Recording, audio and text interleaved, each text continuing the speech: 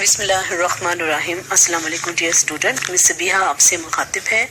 اور lock down کی چھٹیوں سے پہلے ہم نے پہلا چیپٹر پڑھ لیا تھا اور اب آن لائن کلاسز کا باقاعدہ آغاز ہم دوسرے چیپٹر سے کر رہے ہیں۔ دوسرے چیپٹر کا نام ہے میتھڈس آف ریسرچ یا پھر ریسرچ میتھڈس ان سائیکالوجی۔ ٹھیک ہے بچے، اب جو ہے میں آپ کو ریسرچ کے بارے میں بتاؤں گی اور آپ نے بہت اچھی طرح سے سننا ہے اور اس کو یاد بھی کرنا ہے، کیونکہ یہ ہمارا جو سلیبس کا جو پیپر سی ہوتا ہے نا، جو پریکٹیکل کا جو پیپر ہے، اس میں ریسرچ اور سروے کے حوالے سے اس کے بارے میں کافی کچھ پوچھا جاتا ہے۔ اس لیے آپ کو معلوم ہونا چاہیے کہ ریسرچ کیا ہے، ریسرچ کے جو ہے مختلف ٹائپس کون کون سی ہیں، اس کی خصوصیات کون کون سی ہیں، یہ سارا کچھ آپ کو معلوم ہونا چاہیے۔ اب میں آپ لوگوں کو بتاتی ہوں اور آپ اچھی طرح سے اس کو جو ہے نہایت توجہ سے سنیے گا، ٹھیک ہے۔ تمام علوم اپنے اپنے ذرائع سے معلومات حاصل کرتے ہیں۔ معلومات کے حصول کے لیے تحقیق اور جستجو کرنی پڑتی ہے۔ حالات اور واقعات کی چھان بین کر کے حقائق کی تہ تک پہنچنے کا عمل تحقیق کہلاتا ہے۔ گویا حقائق کی تلاش کا نام تحقیق ہے۔ حقائق کی تلاش اور ان کا مطالعے کا عمل زندگی کے مختلف اداروں اور شعبوں میں جاری ساری رہتا ہے۔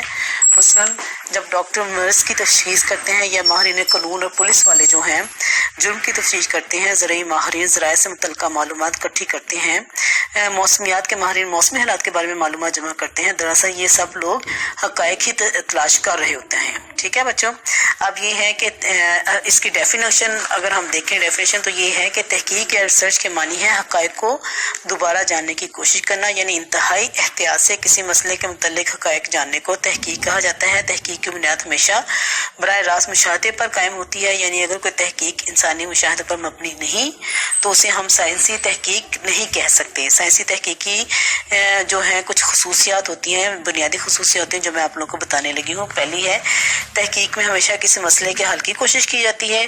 دوسری ہے کہ تحقیق میں کسی مفروضہ کی تصدیق یا تردید کی جاتی ہے۔ مفروضہ کسی مسئلے کا وہ ممکنہ حل ہوتا ہے جو حقائق کی تلاش سے پہلے عارضی طور پر قائم کرتے ہیں۔ مفروضہ درست بھی ہو سکتا ہے اور غلط بھی ہو سکتا ہے۔ پھر تیسرا یہ ہے کہ تحقیق ہمیشہ معروضی اور غیر جانبدار ہوتی ہے۔ تحقیق کا عمل باضابطہ منظم ہوتا ہے۔ سائنسی تحقیق نتائج کو تحقیقات کی پسند اور ناپسند اور کسی قسم کے تعصب کے بغیر بیان کرتی ہے، یعنی نتائج بیان کرتے ہوئے کسی فرد کی ذاتی رائے کو اہمیت نہیں دی جاتی۔ تو بچے لگتا ہے اب اچھی طرح سے آپ نے سن لیا نا، اب آپ کو پتہ چل جانا چاہیے کہ تحقیق کہتے کسی ہیں۔ مثلا مطالعہ اور تحقیق کی کسی کیفیت واقع صورتحال میں پائے جانے والے حقائق کو تلاش کرنے کا نام ہے۔ اس کے لیے محتاط معروضی اور تنقیدی انداز اختیار کیا جاتا ہے تاکہ اسباب اور اثرات یا وجوہات اور نتائج کے درمیان تعلق کو تلاش کیا جائے۔ مطالعہ اور تحقیق ایک مسلسل عمل ہے جو کسی مسئلے کے ظاہر ہونے پر شروع ہوتی ہے اور ان کو دریافت کرنے تک جاری و ساری رہتی ہے۔ ان میں ہمیشہ رد و بدل یا کمی بیشی کی گنجائش موجود ہوتی ہے۔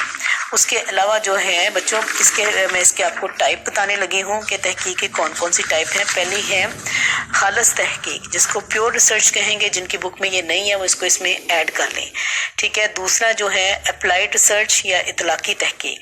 خالص تحقیق جو ہے وہ کیا ہوتی ہے کہ خالص تحقیق کسی علم میں حقائق کو جاننے کا بنیادی طریقہ ہے۔ ہر علم میں خالص تحقیق اس علم کے بنیادی نظریات نفس مضمون کے مطابق حقائق کو جاننے کا طریقہ کار ہے۔ نفسیات انسان کے کردار ذہنی اعمال کا علم ہے، چنانچہ نفسیات کے علم میں خالص تحقیق سے مراد وہ تحقیق ہے جس میں انسان کے مختلف کرداری پہلوؤں یا ذہنی اعمال کی جانچ کی جا سکتی ہے۔ سمجھ آ گئی نا بچوں آپ لوگوں کو؟ اطلاقی تحقیق دوسری جو ہے، اطلاقی تحقیق میں کسی مسئلے کی وجوہات، ان کے اثرات کا مطالعہ جو ہے منضبط شرائط کے تحت کیا جاتا ہے، اور تحقیق کے نتائج کی روشنی میں مستقبل میں کسی فرد کے کردار کی پیشن گوئی بھی کی جاتی ہے۔ اس طرح کی تحقیق کے نتیجے میں مستقبل میں کسی فرد یا افراد کو کردار میں مخصوص تبدیلی پیدا کرنے کے لیے مناسب حل بھی بتائے جاتے ہیں۔ مختصراً ہم کہہ سکتے ہیں کہ خالص تحقیق سے کسی علم کے بنیادی